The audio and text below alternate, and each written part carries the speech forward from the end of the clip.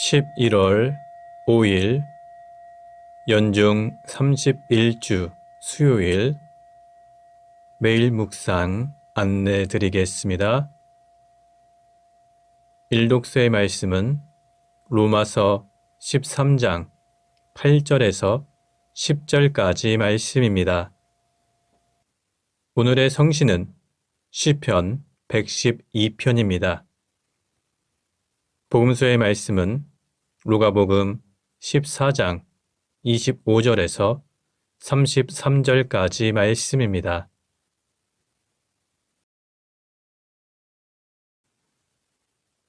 성부와 성자와 성령의 이름으로 아멘. 주여, 우리 입을 열어주소서. 우리가 주님을 찬미하리이다. 하느님, 우리를 어서 구원하소서. 주여, 우리를 빨리 도와주소서.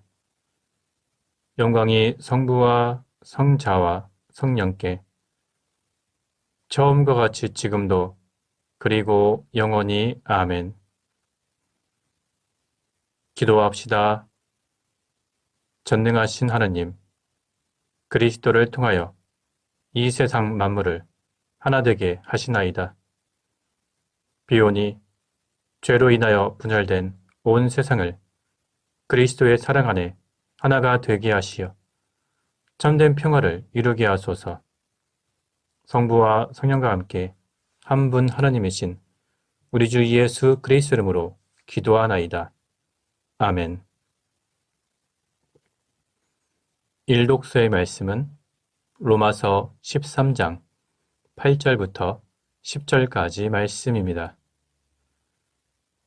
남에게 해야 할 의무를 다하십시오. 그러나 아무리 해도 다할 수 없는 의무가 한 가지 있습니다. 그것은 사랑의 의무입니다. 남을 사랑하는 사람은 이미 율법을 완성했습니다. 간음하지 마라, 살인하지 마라, 도둑질하지 마라, 탐내지 마라.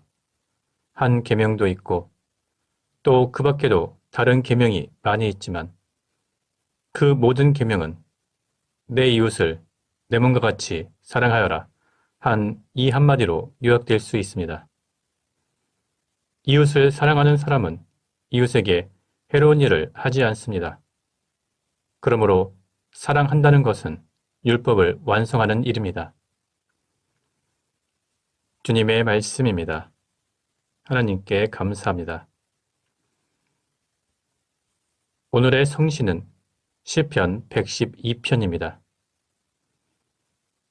할렐루야, 복되어라. 주님을 경외하며 그의 계명을 좋아하는 사람.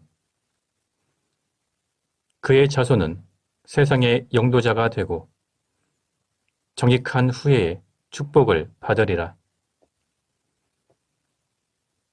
그의 집에는 부귀 영화가 깃들이고 그의 의로운 행실은 영원히 기억되리라. 그는 어질고 자비롭고 올바른 사람이라. 어둠 속의 빛처럼 정직한 사람을 비춘다. 인정이 많고 동정 어려 남에게 꾸어주며 모든 일을 양심으로 처리한다. 그 사람은 흔들리지 않겠고 영원히 의로운 사람으로 기억되리라. 주님을 믿음으로 그 마음이 든든하여 불행이 온다 해도 겁내지 아니한다. 확신이 섰으니 두려울 것 없고 마침내 원수들이 망하는 것을 보게 되리라. 그는 너그러워 가난한 자들에게 나눠주니 그 의로운 행실은 영원히 기억되고 사람들이 그 영광스러운 모습을 우러르리라. 이를 보고 악인은 속이 뒤틀려 이를 갈면서 사라지리라. 악인들의 수호는 물거품이 되리라. 영광이 성부와 성자와 성령께 처음과 같이 지금도 그리고 영원히 아멘. 복음서의 말씀은 루가복음 14장 25절에서 33절까지 말씀입니다. 예수께서 동행하던 군중을 향하여 돌아서서 말씀하셨다. 누구든지 나에게 올 때 자기 부모나 처자나 형제 자매나 심지어 자기 자신마저 미워하지 않으면 내 제자가 될 수 없다.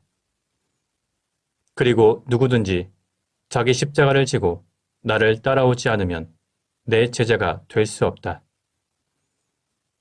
너희 가운데 누가 망대를 지으려 한다면 그는 먼저 앉아서 그것을 완성하는 데 드는 비용을 따져 과연 그만한 돈이 자기에게 있는지 곰곰이 생각해 보지 않겠느냐.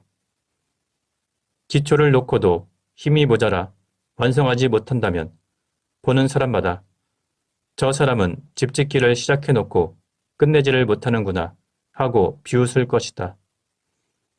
또 어떤 임금이 다른 임금과 싸우러 나갈 때 2만 명을 거느리고 오는 적을 10,000명으로 당해낼 수 있을지 먼저 앉아서 생각해 보지 않겠느냐. 만일 당해낼 수 없다면 적이 아직 멀리 있을 때 사신을 보내어 화평을 청할 것이다. 너희 가운데 누구든지 나의 제자가 되려면 자기가 가지고 있는 것을 모두 버려야 한다. 주님의 말씀입니다. 하나님께 감사합니다. 잠시 침묵으로 말씀 묵상하도록 하겠습니다.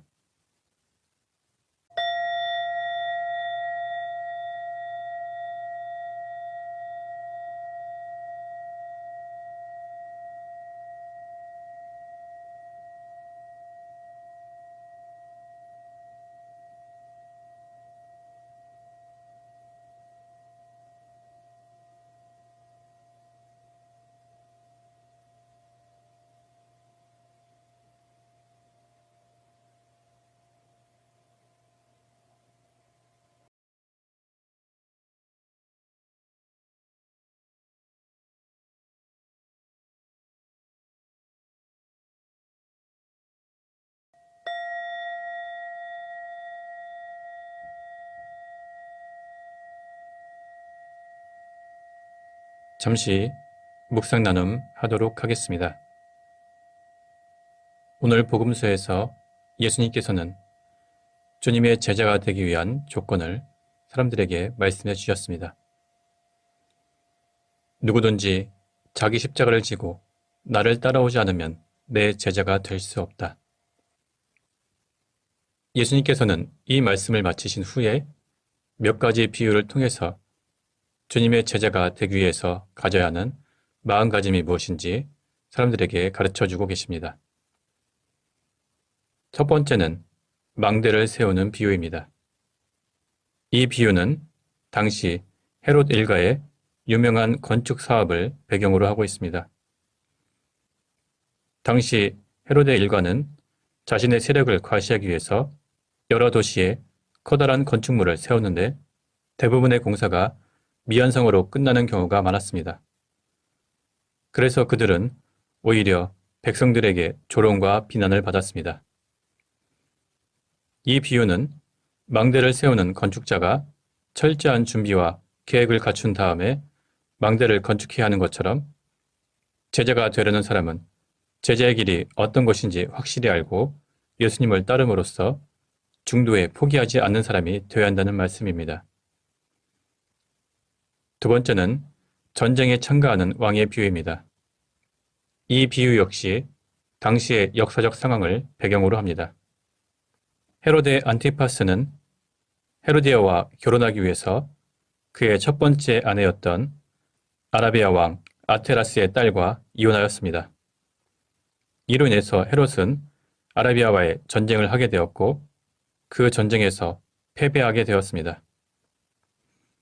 여기서도 망대를 세우는 사람의 비유와 마찬가지로 예수님의 제자가 되려는 사람은 철저한 준비와 계획이 필요하다는 것을 가르쳐주고 계십니다. 전쟁을 눈앞에 둔 왕이 사전에 치밀한 계획을 세워 전쟁을 준비한 후에 적과의 싸움에 임하듯이 하나님 나라의 십자가 군병이 되어서 영적 전쟁에 참여하는 제자들도 그런 마음을 가져야 한다는 것입니다. 만일 제자가 되려는 사람이 사전에 아무런 준비도 없이 사탄의 세력과 마주치게 된다면 그는 작은 시련이나 어려움이 닥칠 때 쉽게 좌절하고 말 것입니다. 오늘 본문을 통해서 우리가 알 수 있는 것은 우리가 예수님의 제자가 되려면 주님을 위해서 많은 것을 포기할 수 있는 각오를 해야 한다는 것입니다.